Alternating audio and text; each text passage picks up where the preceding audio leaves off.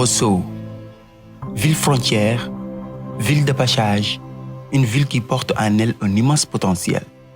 Chaque jour, des hommes et des femmes y construisent leur quotidien, entre espoir et résilience.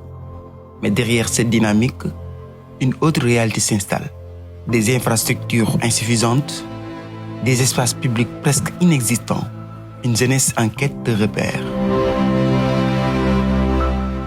Ici, les rêves sont grands, mais les moyens souvent limités. Faute de lieux adaptés, certains choisissent de partir, même pour célébrer.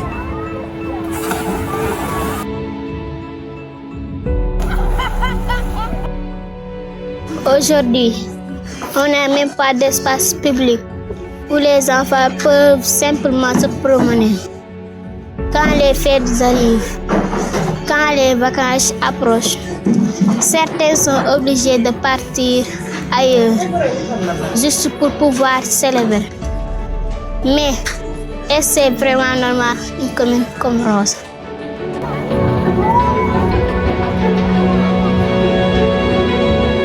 Et pourtant, il fut un temps où Rosso savait rassembler.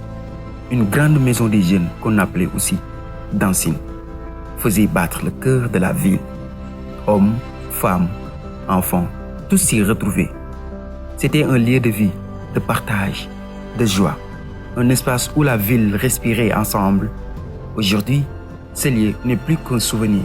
Faute d'entretien, par négligence, il a peu à peu perdu son âme, jusqu'à devenir un simple dépôt de déchets, comme un symbole silencieux d'un potentiel abandonné.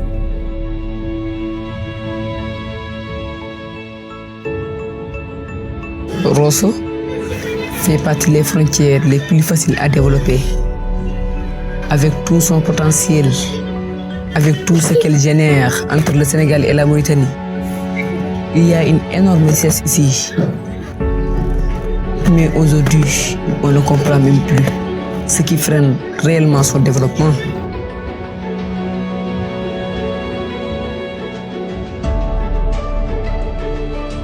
Alors une question revient, encore et encore.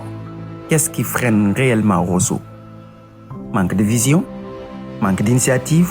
Ou simplement un oubli progressif? Mais au-delà des constats, une autre question se pose.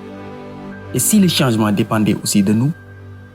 De nos choix, de notre engagement, de notre capacité à imaginer un autre avenir pour notre ville?